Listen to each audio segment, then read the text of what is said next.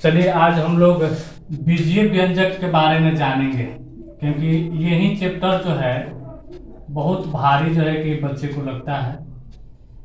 बीजीय व्यंजक, इसमें जोड़ करना, घटाव करना, गुना करना, भाग करना बहुत इंपॉर्टेंट होता है, लेकिन बहुत सरल भी होता है। लेकिन इसके लिए जो है कि जानेंगे कि इसके अंतर्गत क्या क्या होता है। यदि जान जाएंगे तो समझिए कि किसी प्रकार की दिक्कत नहीं होता, लेकिन जानेंगे तब। अब देखिए, हम एक चीज बताते हैं, पहले जोड़ से लेकर के चलते हैं कि जोड़ कैसे बनाया जाता है, घटाव कैसे बनाया जाता है, सारी चीजें बताएंगे, गुना से भाग तक बताएंगे। इसमें जोड़ में आइए कि क्या किया जाता है।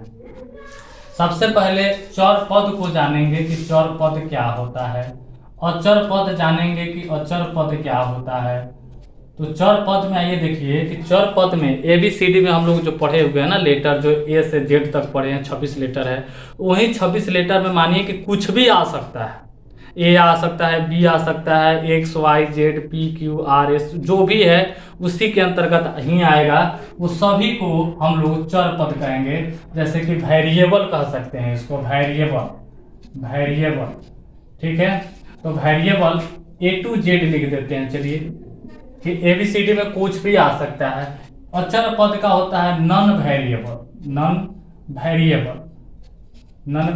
तो नॉन वेरिएबल में देखेंगे कि इसमें क्या होता है, तो काउंटिंग होता है, जो हम लोग जानते हैं गिनती के बारे में जानते हैं कि 1 2 3 4 5, इसका कोई अनंत नहीं है। तो इसको हम लोग कहते हैं नॉन वेरिएबल, यानी कि अचर पद कहते हैं। आइए, तो जैसे 1 2 3 4 5 डॉट डॉट कर देते हैं, इसका कोई अंत नहीं है, तो ये अचर पद है। आप देखेंगे चर पद और अचर पद कभी भी एक साथ नहीं जुट पाता है। जैसे कि मान लीजिए कि एक है प्लस जो है कि x है, तो एक प्लस x जो है कि आपस में कभी नहीं जुट सकता है, इसीलिए 1 प्लस x ही रहेगा। क्योंकि हम अभी बताए हैं कि कभी भी वेरिएबल नंबर और नॉन वेरिएबल नंबर एक साथ कभी नहीं जुटते हैं, इसीलिए 1 प्लस x ही रहेगा। लेकिन कब जुट जाएगा, जब मान लीजिए कि जो अचर पद है, अचर पद के साथ में अगर कोई चर पद है तो अब जाकर के जुट सकता है। लेकिन एक और चीज इसमें प्रॉब्लम है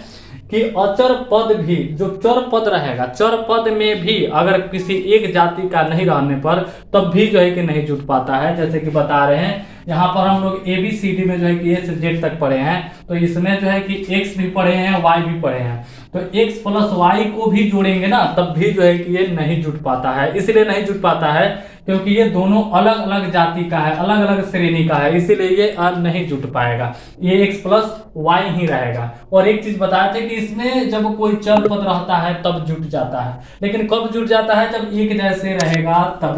जैसे मान लीजिए कि 1 प्लस x था, तो मान लीजिए कि 1 की जगह पे यदि x रहता और यहाँ पर भी x है, तो अब जाकर के ये बन जाएगा 2x। लेकिन कब नहीं जुटेगा, जब ये एक जाति का नहीं रहेगा तो नहीं जुटेगा।